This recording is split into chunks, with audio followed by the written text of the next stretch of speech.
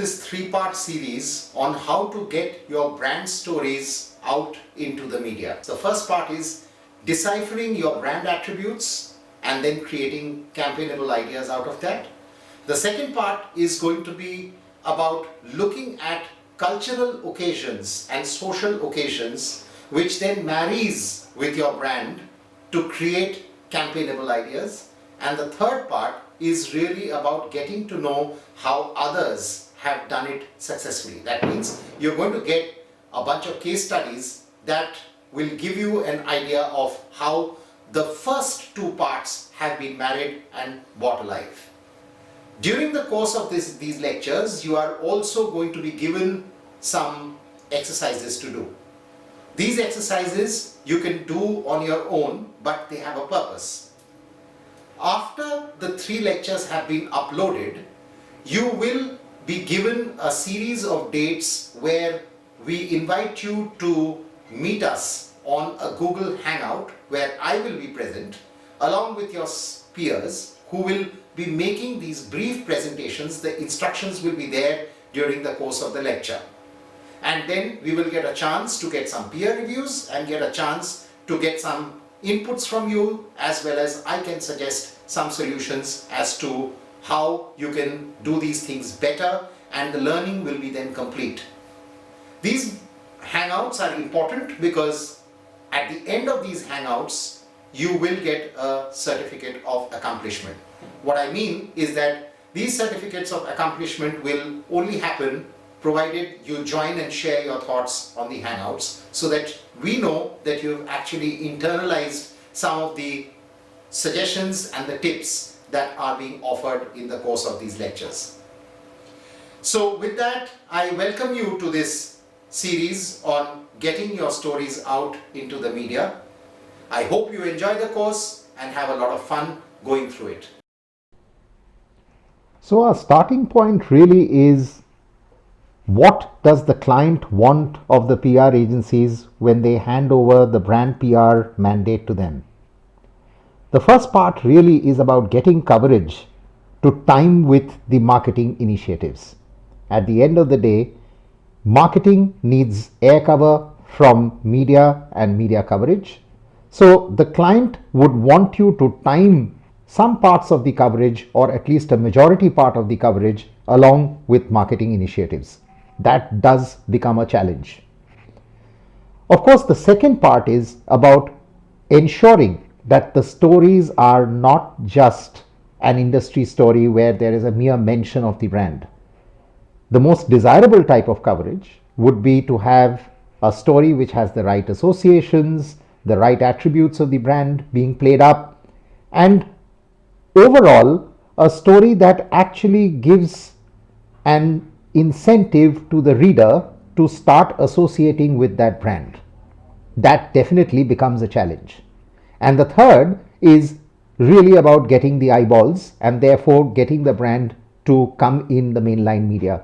Given the paucity of space, given the fact that the good old brand launch columns are no longer there in many of these publications, given the fact that a lot of brand coverage is now monetized, it becomes tougher for any PR professional to try and think of ways in which you can actually get some headway in the mainline media.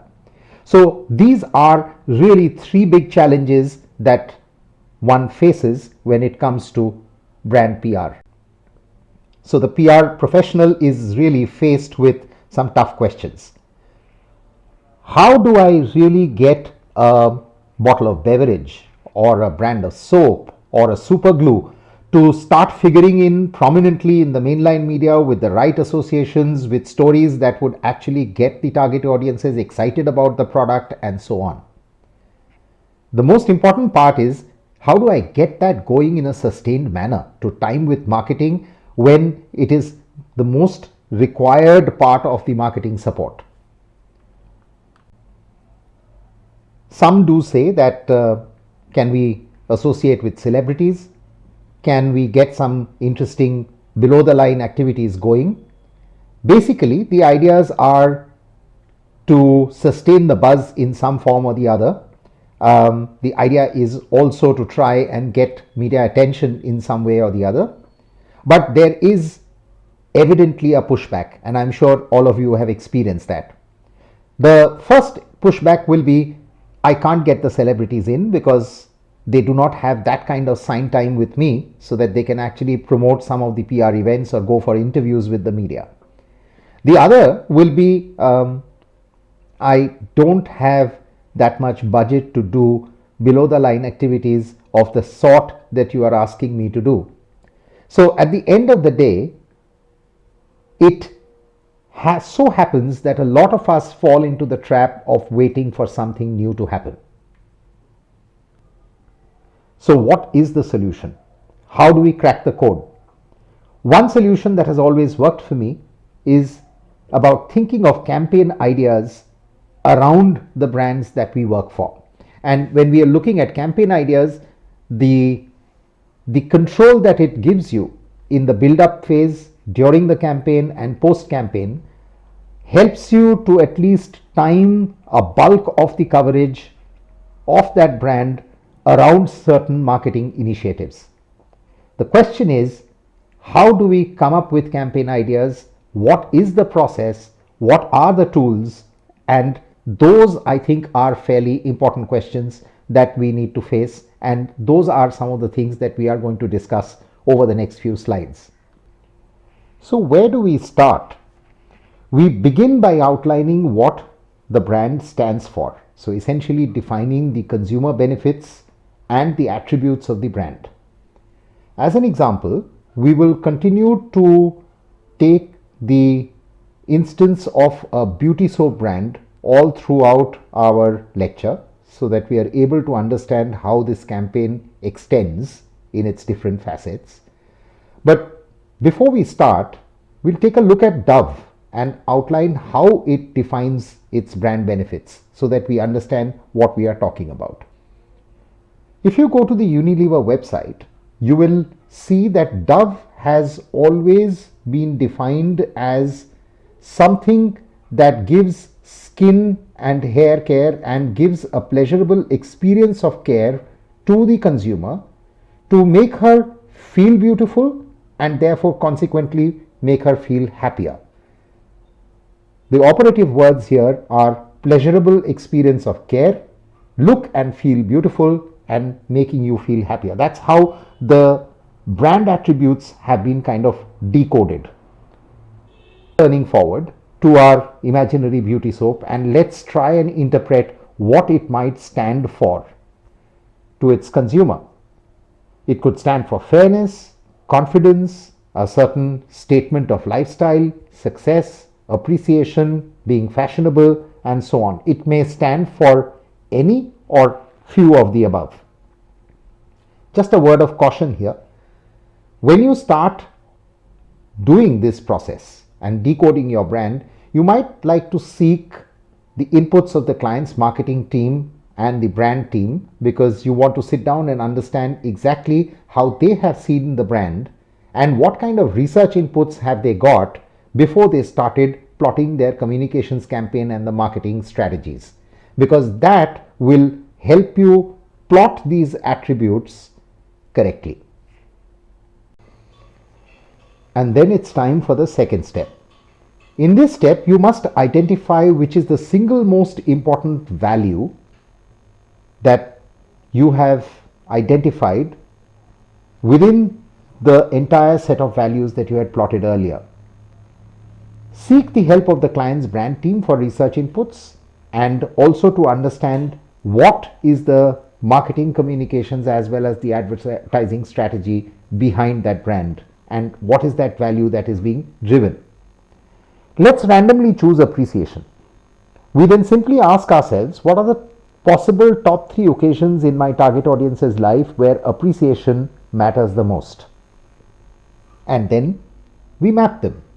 In this case, it could be at work, at a party, or it could just be always. As a determined woman and a gritty woman, she always gets appreciated by people around her. Once we've got that down, it's now time to ideate.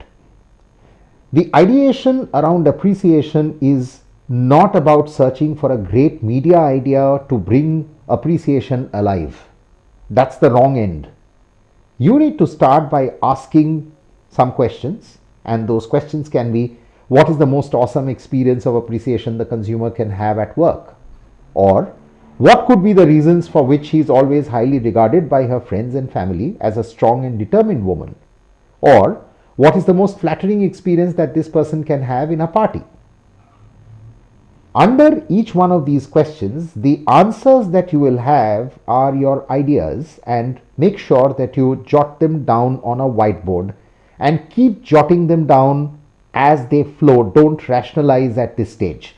It could be a completely outlandish idea, but that's all right. You just put that down, and then it will be time for you to shortlist some of them and figure out what works.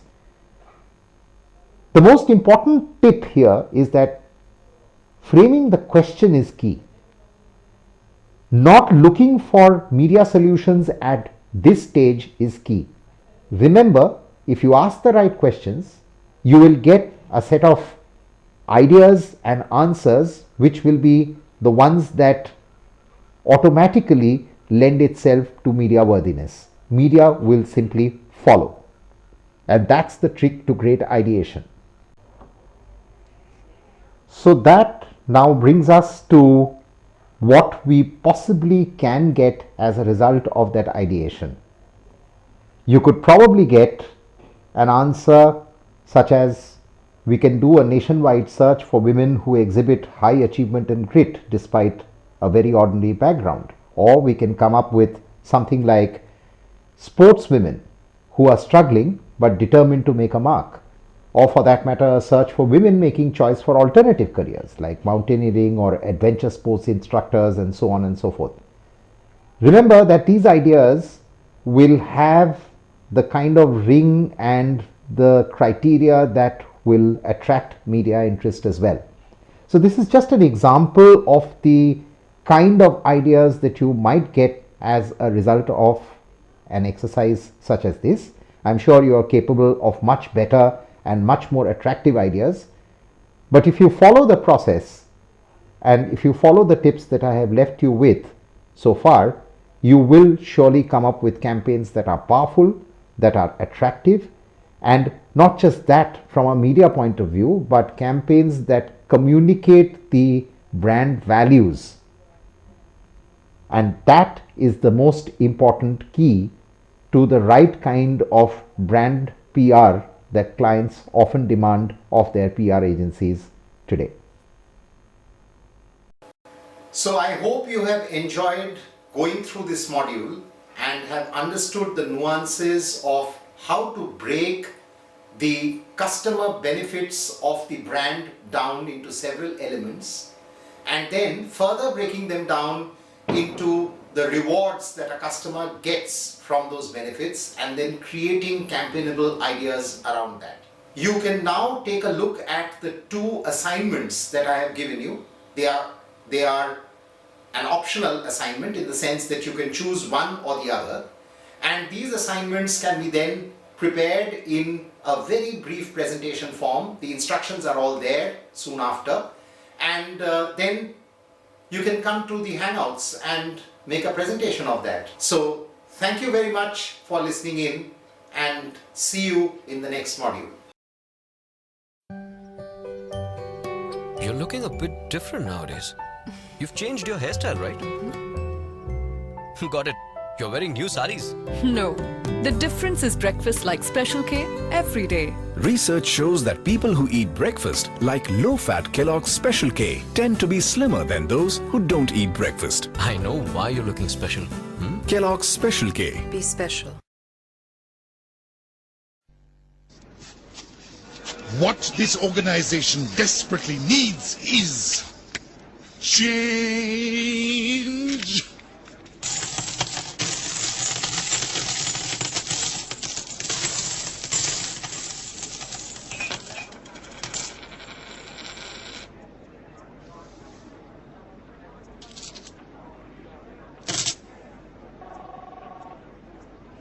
Easily erasable. Camlin whiteboard markers.